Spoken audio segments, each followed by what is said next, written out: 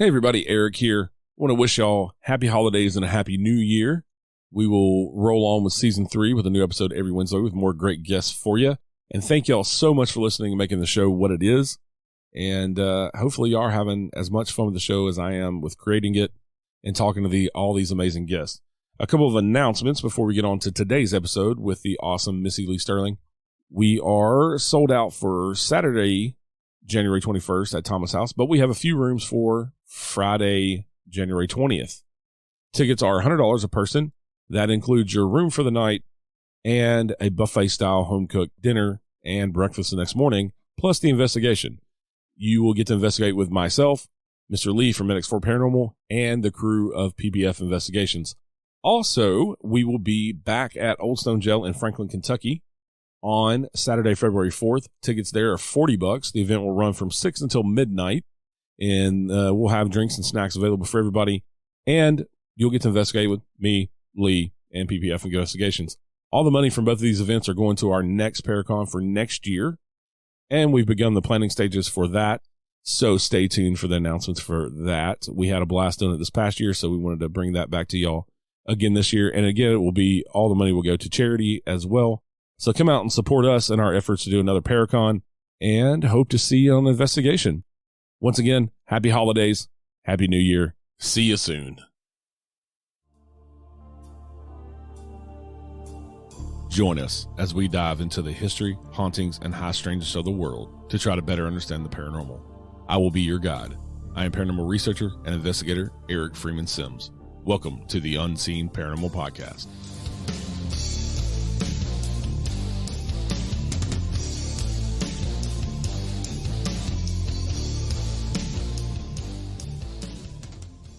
Hey everybody, thank you for joining us today and listening to the Unseen Paranormal Podcast. This week we're chatting with YouTube host, researcher, and author Missy Leigh Sterling. Today we're going to discuss Missy's upcoming debut book titled Rakes, Fakes, and Double Takes, just not in that order. The book is available for pre-order on Amazon and at Missy's website, MissyLeighSterling.com. And you can find more from her over on her YouTube channel, and make sure to hit that subscribe button. I will put all the links in the show notes as usual. Hey Missy, thanks for joining us today. Welcome to the show. Hey, thank you for having me. No problem. My pleasure. So you got your first book coming out here soon, and it's about rakes. And you had so the book is about your personal encounter with the rake, and then kind of you going down to the rabbit hole of researching rakes and finding out that other people have had those experiences as well. Yeah. So, the encounter part of it, it's such a small part because the biggest part of it was the research. I found out since I've gone down this rabbit hole. Before this, I didn't know that there was another cryptid other than Bigfoot, and I didn't even really know that Bigfoot was a cryptid. It's just who doesn't know what Bigfoot is, right? Right. So that's all I really knew. But I found out as I got deeper into it that people get really offended when you say rake, because they say, oh, these are pale crawlers or they're cave crawlers, and if you use the word rake, everybody knows that the rake is a creepypasta and that's fictional. And while that's true, I mean, nobody knows what you're talking about. The general public knows rake. They don't know pale crawler or cave crawler, which I don't know that it's even accurate to call them cave crawlers, because I have the theory that maybe they're not in the caves as much as people think they are. So for everybody listening that doesn't know what a rake is or heard of rakes or crawlers, can you kind of describe what it is? If you've seen Lord of the Rings, it's golem-looking, pale humanoid. Most people see it, and they describe it as alien-like. I did. But the eyes aren't almond-shaped. They're round, and they're huge. And the ones that, in my research, when I find someone who says something about a mouth gaping wide open or a mouth that's way too big for its head, it clicks. I'm like, okay, they saw what I saw. So that's another one of their characteristics. They're bald, completely hairless, naked, which I say that and then I think, but why would they have on clothes? Which is ridiculous. Cause I've never heard a story of one having clothes on, but I didn't see any. This is the weird part to say, but I didn't see any genitalia. A lot of people describe the same thing. They seem like they don't have any parts, any reproductive parts. They're like very, very thin, gauntly thin. I described it as, it looks like their skin is too small for the shape of their bones. and there's almost like this transparent look to them, and the texture of the skin is kind of like, you know how a dolphin has that wettish, I don't know how to describe that. It's like a sheet. That's kind of how it looks. Not dark like a dolphin. It's like white. I've also seen them described as gray, and then a couple of other pinkish. So, I mean, I imagine there's some sub-variants, but that's basically the description, just this golem-looking crazy humanoid creature. It's humanoid, but it's not human at all. Yeah. It's something about it is very, very wrong. So how did you come into contact with this creature to stumble upon it and see it? Well, I was lucky enough to be on my way home from my mom's one night, and I round a curve, and I saw something ahead of the road. And at first, in my mind, it registered deer, because the area I live in is heavily populated with white-tailed deer. And so I started to slow down, and as I'm slowing down, the vehicle's going slower and slower, and then it's at a complete stop. I'm completely stopped and right in front of it, and I'm like, this is not a deer. And it's kind of hard to describe what was going on in my head, kind of like running patterns, trying to make sense of what I was seeing. You know, I wet my pants, you know, the normal stuff. But it stood there and stared back at me with its mouth wide open, but no sound coming out. And that part, like, something about that just, it unnerved me. Yeah. Like, if you're going to scream, scream. Don't open your mouth unless you're going to scream. But I don't know even how long we sat there, Eric, but eventually it stood up on its back legs and kind of, I want to say kind of like launched itself. I said ran, but I never saw its legs scurrying like its two back legs. But it definitely got up from being on hands and knees to back legs and kind of launched off to the left of me, which would have been across to a field. And it let out this really crazy, horrifying screech. So then I drove up the road a little ways, and I have no memory of driving off. And then there was a spot where I stopped to make a phone call or freak out or try to remember my name or whatever. And I don't have any memory. That could have been a trauma response. But then in my research afterwards, I've heard that those things can kind of mess with your mind, which seems crazy to me because they look so primitive. And I say primitive, they look crazy. Yeah. In my research, I found that they've behaved in ways that definitely seem intelligent, and even in a way that they understand human emotions and can mimic human gestures and things like that. But I mean, I can't say for certain if it was a trauma response, the lack of memory, or if it was, you know, that thing got in my head. But yeah, that's how I got to know what rakes and crawlers were. Yeah, that's pretty crazy, especially trying to wrap your head around what the hell did I just see? Because you know, you're expecting to see a deer or some sort of animal that you're familiar with, but to see something crazy and creepy like that, yeah, I could see to where your brain would just be kind of scrambled, like, what the hell is going on? But yeah, that's definitely what it felt like. It was a scramble for sure. And then almost like, I've tried to explain this to people, and a lot of times it's taken the wrong way. Like, people think that I'm saying that I didn't know what I was seeing, and I did. I know you've heard of like what a memory implant is, or a memory overlay. Yeah. And I didn't know about any of this before I started doing this research. But it was like I was sitting in my vehicle, and I was looking at this thing in the road, and I would have this image in my mind's eye, and it was from above and to the right, and it was of me in the vehicle with a deer in front of my car. But I knew better than that. I knew that was not a deer, and so I was fighting it, and it took so much energy. I kept going back and forth with that, like I was fighting this. And I don't know, that I guess that could have been a trauma response too. I usually don't tell that part of it too much because people misunderstand and say, oh, well, she said herself she saw a deer, and that's not what I'm saying. Right. What I'm saying was my brain in some way was trying to tell me that's what I was seeing. And I think it very well could have been, you know, maybe my subconscious mind saying, oh, yeah, she's not going to be able to handle this, guys. Let's go ahead and let's tell her. Right. Let's tell her it's a deer. Right.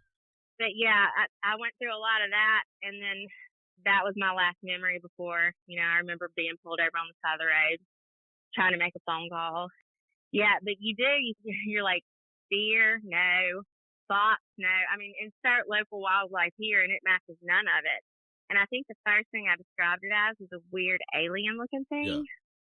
Because that's as close. I mean, that's as close as you can get, and that's aliens from Hollywood, from TV. You know, the way they're depicted in media. Yeah, and I think like you're saying, that could very well be a trauma response because your brain, you've been traumatized, so your brain is like trying to convince you, no, you really just saw a deer, and you're like, right. No, I didn't, and I think your brain does that with a lot of things. I agree. Yeah, especially in the paranormal. I've seen full body apparitions, and the first thing I'm doing is like, second guessing myself and saying, well, maybe it was a shadow from this, or and that's where my brain goes to try to make sense. And so I tend to be a debunker because I go and try to debunk things so that I can prove to myself that what I saw really was real. Right. My brain is just not playing tricks on you, or like there's even that thing called pareidolia or matrixing. Yeah. Which is the simplest way to describe it to people is when you look at the clouds and you see shapes in the clouds that look like dragons or dogs or whatever, it's your brain trying to make sense of chaos. Right. And so that kind of goes into what you're saying too, with the trauma response, is that it's kind of the same thing. Your brain is trying to make sense of what you saw. And so you're not traumatized. It's trying to tell you, no, it's trying to make up a false memory in a way. No, you saw a deer. Exactly. Yeah. Yeah. I've noticed a lot since I've been talking about this, since I came forward with it. I wonder, when people get unreasonably angry at someone for talking about this, like in comment sections, they'll get so nasty. I'm like, did something like this happen to you and you weren't able to override your brain? Do you know what I mean? Like, is it possible that like you very likely saw something like this too and you're so mad because somewhere deep down in there and so you're trying to fight it here too? I mean, I'm still working on that theory, but it makes a lot of sense. Yeah, or they've seen something else that right. They can't completely say, well, you didn't see this because I saw this. Right. And so they're in denial, and so they want to tell you that you're wrong. Right, yeah. So then you kind of went down the rabbit hole of trying to figure out, what did I see, right? Looking up other people's stories, see if anybody else has seen this. And you come across this trail cam photo, which a lot of people may have seen this. Oh, yeah. I think it's a famous trail cam photo that people have supposedly debunked, and we'll get into that in a minute. But it's this famous trail cam photo from a hunter that shows one of these creatures. And it's been passed around the internet through memes and things like that. So a lot of my audience may have seen it. It's an iconic image in the paranormal world for sure. Yeah, you Google the Rakes and it's the first thing that pops up. Yeah. So where did that photo originally come from? Because I know you kind of went down to find out, the origins of that photo to see if it can be debunked. Oh, I had to anchor myself to come out of that rabbit hole. Yes, I went very deep down. Okay, originally it was uploaded to a hunting forum called Archery Talk by a guy called, his username on the forum was Hillbilly Willie. And he uploads it December 2nd. And he says, guys, I went to check on my camera and it was pulled off the tree and the tree was torn up and the ground around it was torn up. And, the camera is intact, sort of, but I retrieved the memory card. What is this? And he posts the picture. And everybody gets real childish and says, oh, it's my ex-wife. It's my mother-in-law. So then 700 pages of replies later. And he replied back a couple of times and answered some questions. And, most of the people were being jerks and giving him a hard time. But occasionally someone would say, I've seen one, or I don't think he's lying, and I've seen one too, so I didn't think he was lying either. And so right. As the thread goes on, time has passed, and so it's come out that it's from a first-person shooter game called Resistance 3, the Insomniac game. And they did tweets like, hey, looks like one of our creatures got out. If you find it, return it to, and they gave their address. But that was a joke. And later someone said, are you guys serious? And they said, well, no, we're totally joking. And so when I go back, and keep in mind, this is 10 years ago, like when I started looking into it, 10 years had passed since all this happened, and I was none the wiser until I'd seen one. The guy who asked if they were for real, his account no longer exists. So I was like, okay, let me try the Wayback Machine. And the Wayback Machine is just it crawls the internet at certain intervals, and it will log the internet as it was at that time.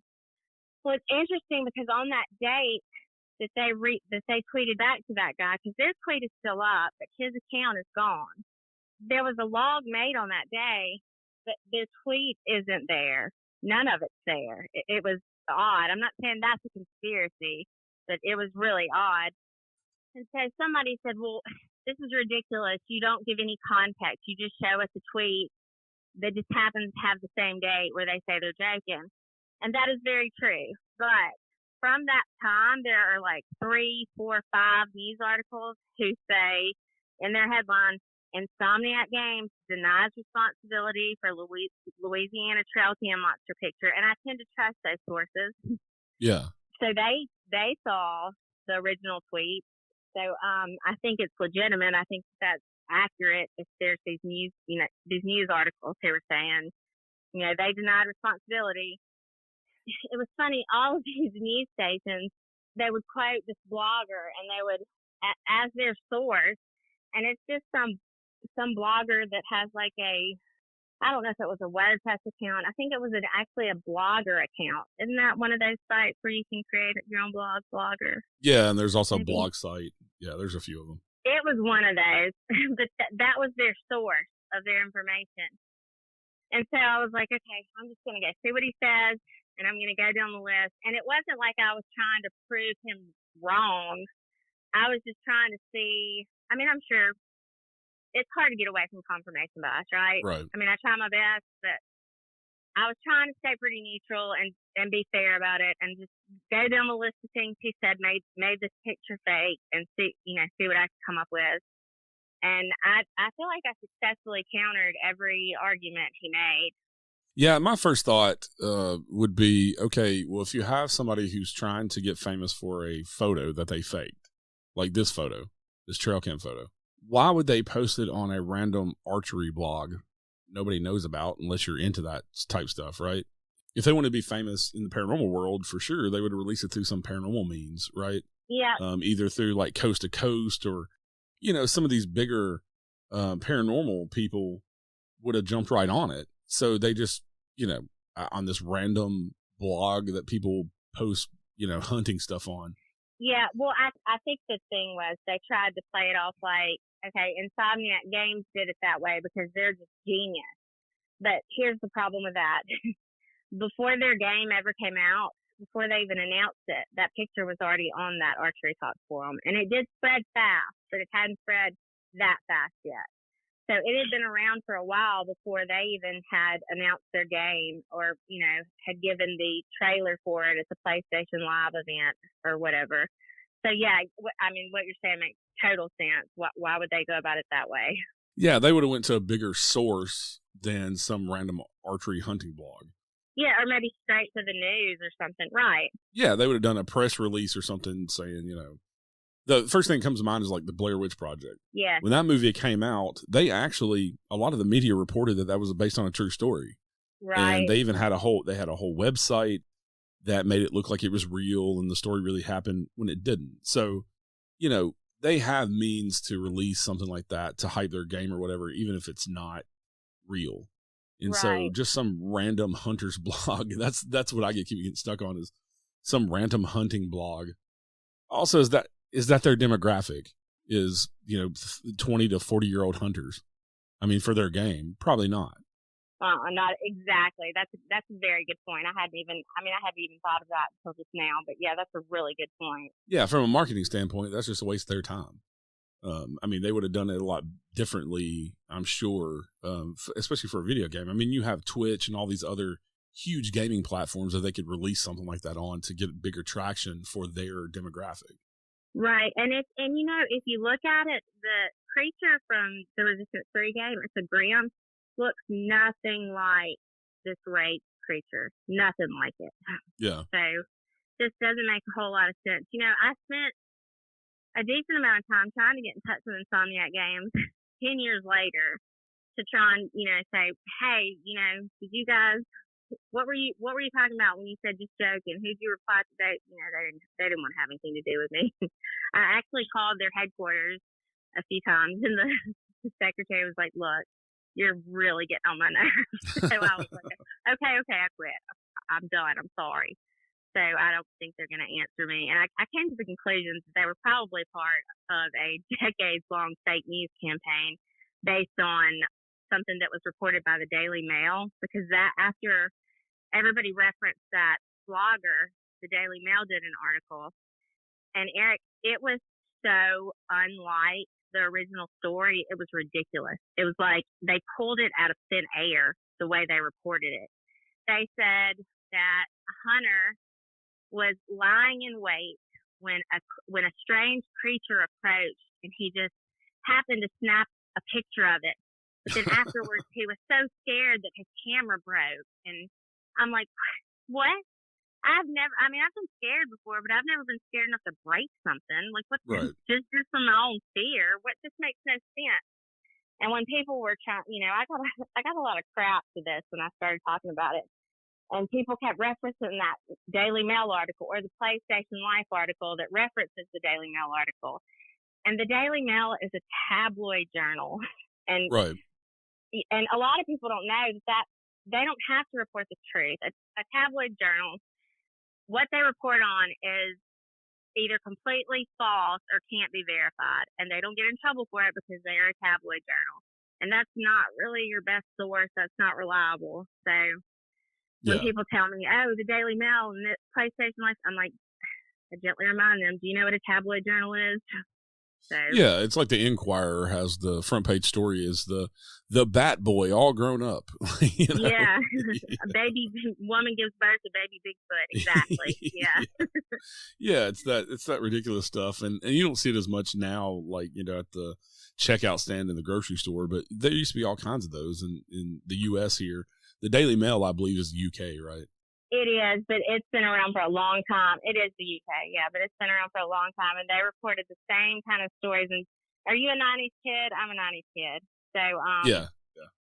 When I was in the grocery store with my mom, like, it was right at eye level, and I would look at all these crazy stories, like, Mom, Jesus was just born again, Yeah.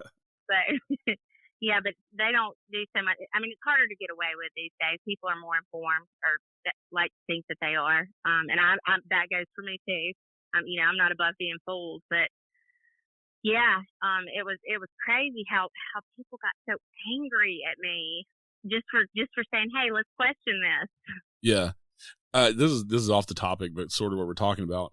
I love in Men in Black when he goes and grabs the tabloids, and Will Smith is like, "What are you doing?" And Tommy Lee Jones says, "I'm checking the hot sheets." Yes. 100%. Yes. My thing would be, what is this person's motivation to post this? Is it to get some sort of press, or because this person's never come forward, really, have they? The Hillbilly Willie that posted the picture? Well, this part makes me emotional. I spent a long time trying to find him. I joined the Archery Talks forum. I tried to message him, but he turned his messages off, and I assume that's because he was getting so many messages from people. And to turn your messages off, that couldn't be, oh, I'm looking for press. I think he was looking for help. But I was able to talk with Richard Sterrett from Coast to Coast, and he asked me about Hillbilly Willie, and I'm like, the guy's an American enigma. If anyone knows who he is or how to get in touch with him, please let me know. And I got an email. Oh, wow. So I've spoken to him. Yeah. And he does not want to come forward. He said, for a period, he felt like it had ruined his life. I mean, he was terrified. Yeah. It scared him to death to know that was out there. And I get it because, I've seen one, and it is scary to realize, like, the world you thought you knew is nothing like you thought. But I don't think he's going to be willing to do, like, a recorded interview. But we're supposed to have another phone call tomorrow night, and so I can ask him a couple more questions. But he does exist. Yeah. And his motivation was just answers. You know, Right. I just trying to figure out what happened, what he saw. Well, and I understand why people jump to, okay, well, this is completely fake. Somebody's faking this. And that's why, you went down this rabbit hole to find out. And that's why I'm asking these questions of like, what is this guy's motivation? Is he looking for fame or what? Because people's actions after something like that can tell a lot. It's like I said earlier, it's not like he went through a media outlet or even a paranormal outlet, to get this picture out there looking for answers. He just some random, hunter's blog that he was on. And also, there are plenty of stories from hunters out there who have seen crazy shit, and they sold all of their hunting equipment and will never go back in the woods. It's true. And, there's a story that is a bit like Hillbilly Willie's. I don't know if you've seen this video on YouTube. It was uploaded by a guy called Rick Grabnick, and it's called Evil Creature Caught on Tape in Rick Grabnick's Backyard. And it shows one of these things. He filmed it on an iPad through his screen window, and he gets so scared he calls his priest on the phone. And are you familiar with what I'm talking about? I have not seen that. Okay, I'm going to send it to you. I'm sure some of your listeners will be. Okay, so they go through this thing, and the preacher starts praying or whatever, and the video ends. He ended up going on Sasquatch Chronicles, but after that, he quit responding to comments on his channel. And I think Bigfoot Tony had analyzed the video, and he was a bit hard on him. And I don't think Tony was trying to be hard on him. He was trying to be, let's be rational here. Right. It could be this, it could be that. And at one point, someone pointed out you could see the creature walk off to the left, which to me does not prove that the video is a fake. And after hearing the Sasquatch Chronicles interview, I definitely don't think it was a fake, and because I've seen it. But it's that same type of, before this, the only videos Rick uploaded were music videos, him singing, him playing guitar. He wasn't uploading videos about paranormal stuff. He wasn't trying to trick people, Yeah. And now he wants nothing to do with any kind of conversation about what happened. So Yeah. It's interesting. You get this kind of the same type of person, a good old country boy, just trying to figure out what the heck's going on. And it breaks my heart because it's like, and I don't mean this to be ugly, but they're not necessarily like really well spoken. They're just real honest, good people. And so when you get somebody who is very skilled in their communication, and they can talk a hole through a wall like you and I, and you put them up against someone who's just being honest and trying to figure out what's going on, it doesn't fare well for that person who's just trying to figure out what's going on. It can make it look like they're being dishonest when they're not. Yeah. And so I have a really soft place in my heart for Hillbilly Willie and Rick and anybody like that, because it's interesting that when it happens to people like that. But when it happened to me, like, I am intense and I leave no stone unturned.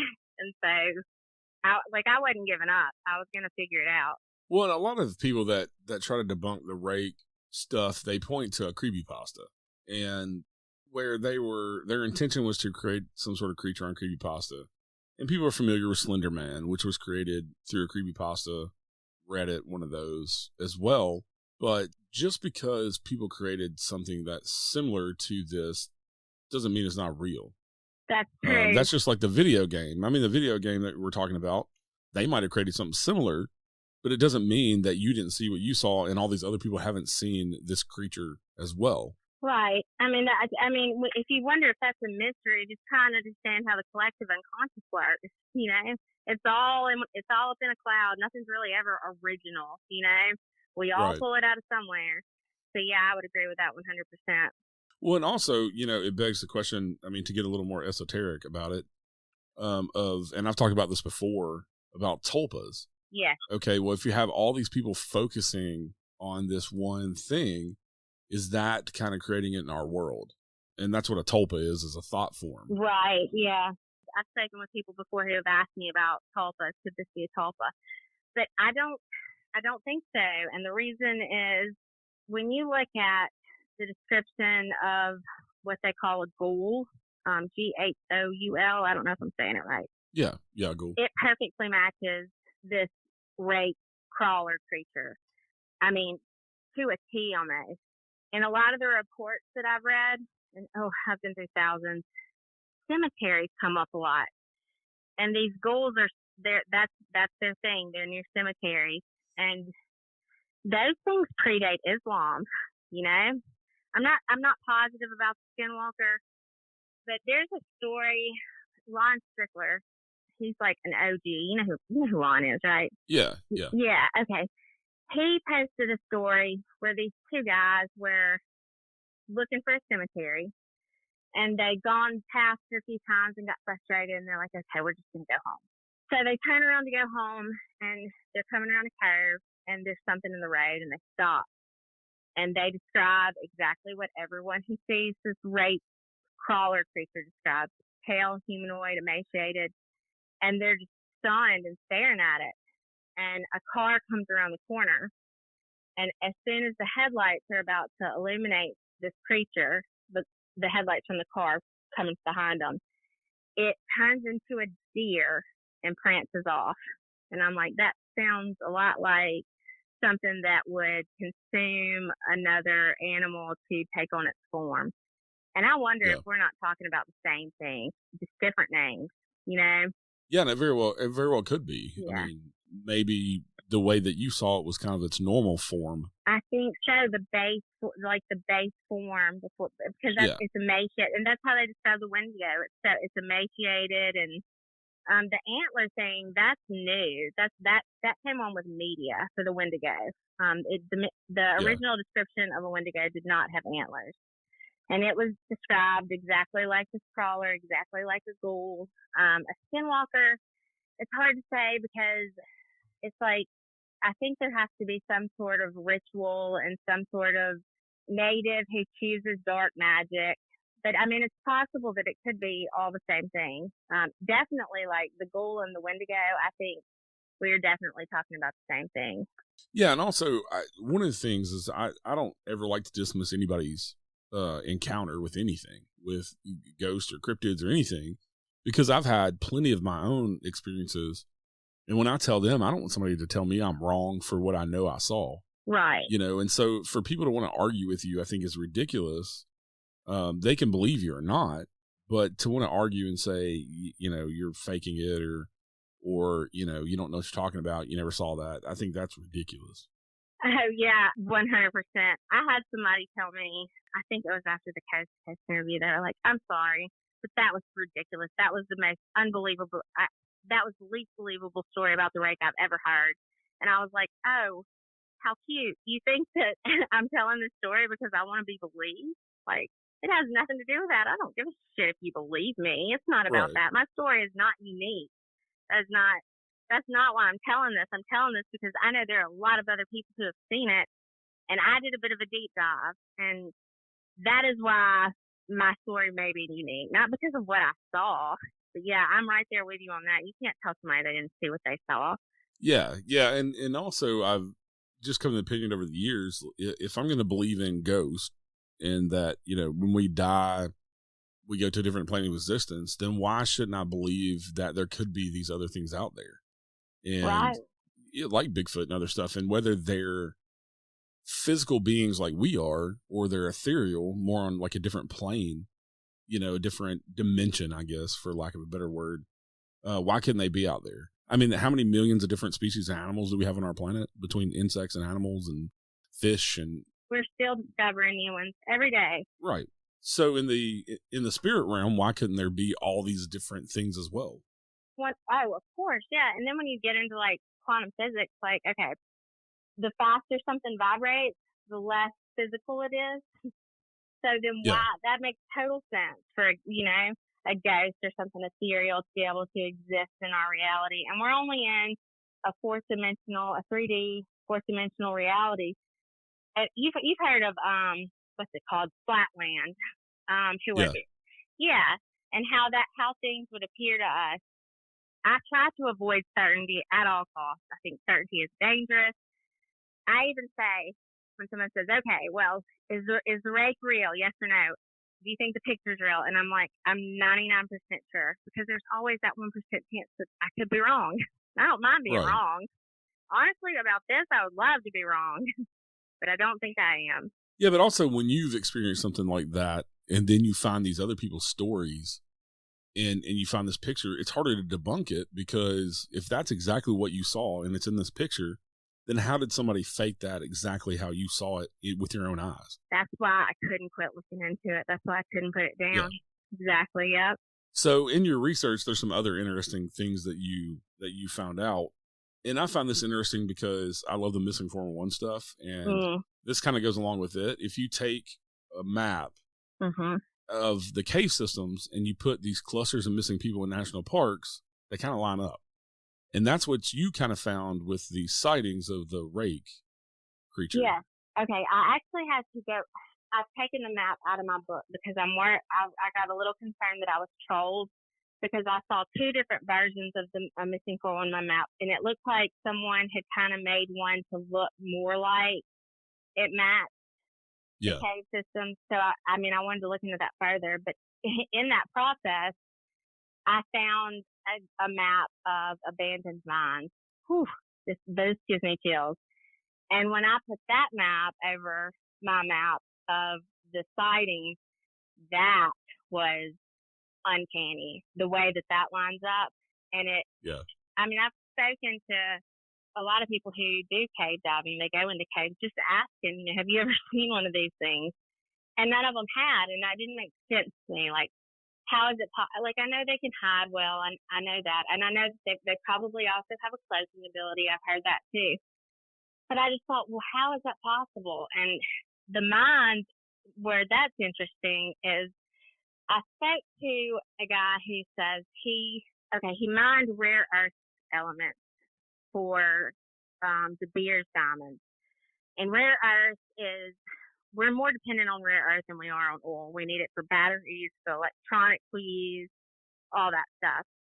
And so where you have these coal mines, there's a higher instance of rare earth. And he says where you have a higher instance of rare earth, you have a higher instance of these, what he called rifts and shimmers, which are two different types of portals.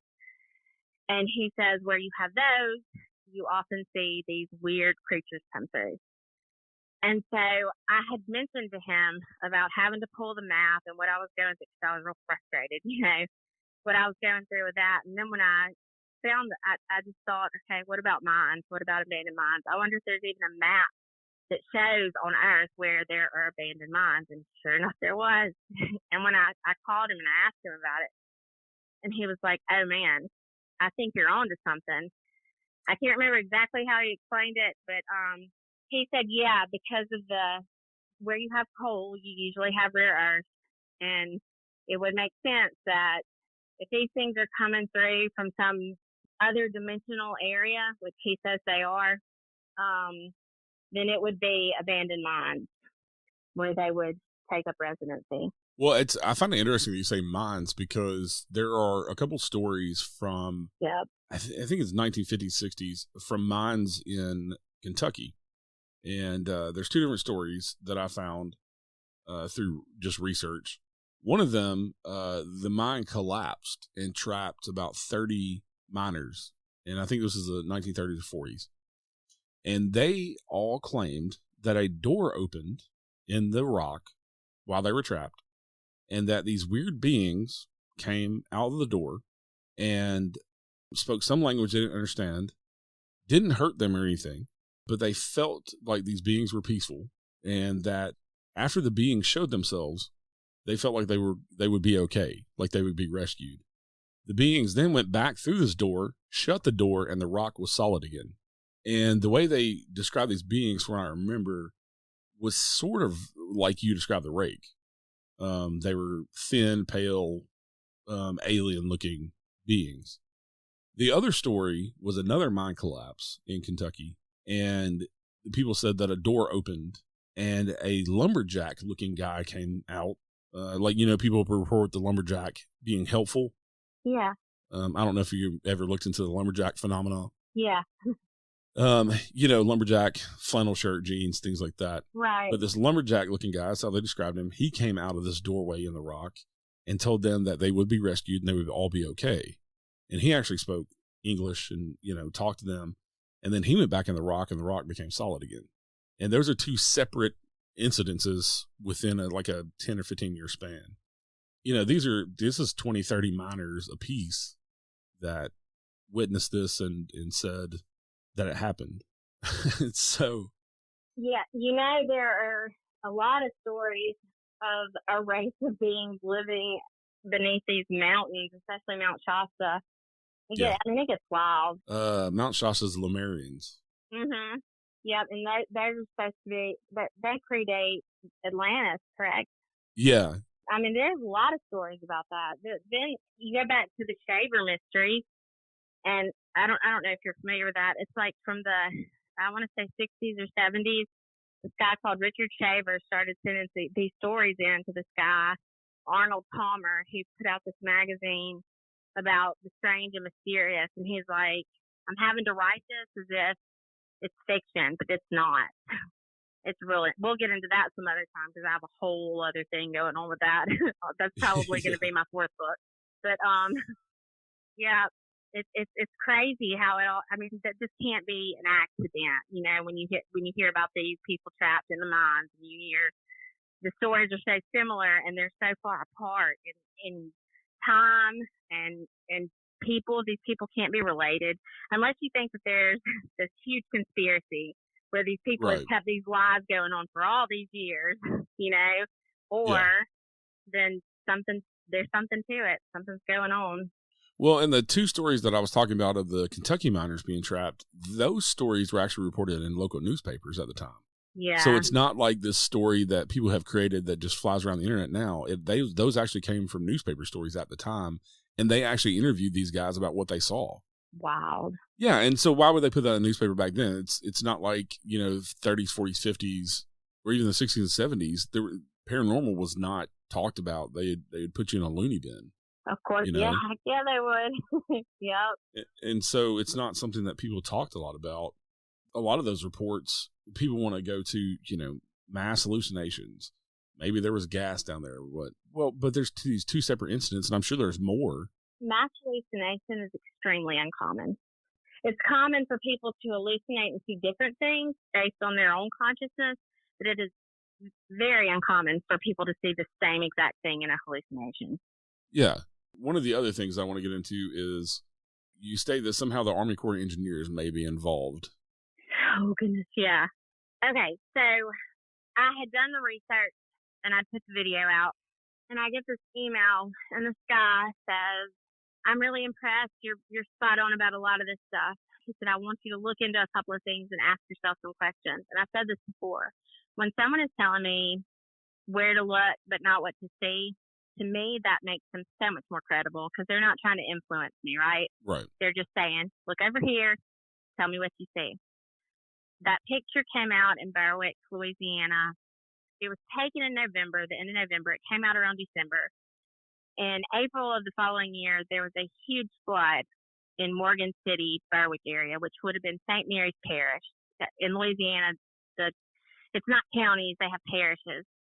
Right. And it wasn't because there was a lot of rain in that area. It was actually their driest year on season, which I thought was strange. But somebody said no, because if you've got a lot of rainwater coming from up north, then it's possible for it to flood down south. Well, to keep the rainwater from flooding out New Orleans, the Army Corps of Engineers had one of three things they could do to send the water either this direction or that direction. And he said, ask yourself, the guy who emailed me, ask yourself why they chose what they did. And I tried, but I couldn't find a solid answer on that. But they completely flooded an area where it's the area where the creature was seen. It was lots of farmland, lots of people's homes. Just decimated this area. They opened some organza spillway and just let it go. And to me, if that were the case, if they were doing that because of this creature, to me that says whatever they were dealing with was so sinister and so difficult to handle that was the only choice they had, was to flood the area completely. Yeah. Well, you also hear a lot of people talk about Men in Black showing up, the FBI showing up, especially with the missing person mystery stuff. The FBI doesn't do missing people unless they've been kidnapped and go across state lines because they're federal. And it's a child, yeah. Yeah, and so why would they show up, when somebody's gone missing on a mountainside or something? And if they don't think there's something more to it, and they never explain why they're on these missing person cases. They just kind of show up. They're not called in by the police or anything. Right. Well, listen to this. Okay, so I'm a nerd, and I go to used bookstores, and I find all the books I can about Native American culture, people who have gone and lived with the natives. And there's a book called Navajo Chant Web Myths. It's by Catherine Spencer. I believe it was written in the 1930s. And she talks about a myth that they have. And the myth is, and look, I don't know if this was a language barrier. She calls it a myth, and I'm not sure if it was because it was a language barrier or because of her own bias. The myth was that the supernaturals will transport you so far up a mountain that there's no possible way you could find your way down and escape it. And I was like, my gosh, that sounds a whole lot like Missing 411. Yeah. We hear that a lot. Yeah. So, I mean, how long have we known? It's out there. This information is out there. We just have to know where to look. How long have we had this at our fingertips and just not known where to go look? Yeah. Well, and the reason I'm talking about missing person mystery stuff too is because I think a lot of these creatures could be responsible for some of the people going missing, or if this creature's coming out of some sort of portal, maybe somebody accidentally stumbles into that portal and that's why they disappeared. Or a sinkhole in the ground. Yeah. Yeah. Yeah. But also, like I was saying, you're talking about the Army Corps of Engineers. It wouldn't be uncommon for somebody like that to get involved with this strange phenomena. And like you're saying, it's kind of unexplainable why they flooded this one area when they could have done something completely different without taking out people's homes and things like that.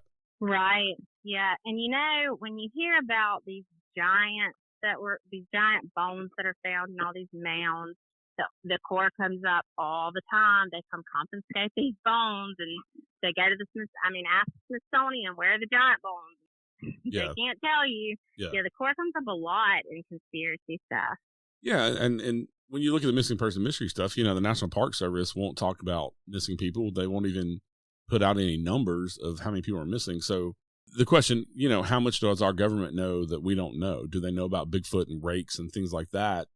I think it's all connected, and that's what I'm trying to get at in a roundabout way. I think all the paranormal stuff is connected in one way, especially when it comes to cryptids and things. Yeah. I think there's a lot more there that we're not being told.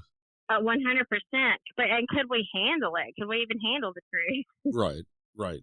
Here's something else, and I have not mentioned this in any interview. I'm going to go ahead and tell you about it. It's in the book, but it's too good not to mention right now.